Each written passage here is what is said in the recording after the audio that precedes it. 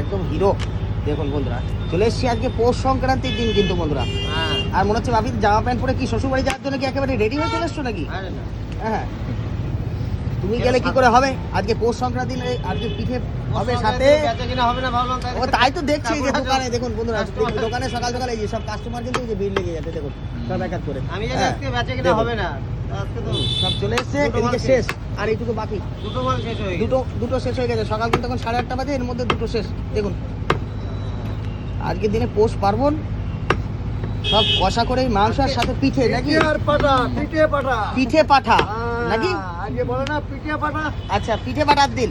আজকে পিঠে পাঠার দিন, ওদিকে পিঠে খাবে, এদিকে পাঠা খাবে।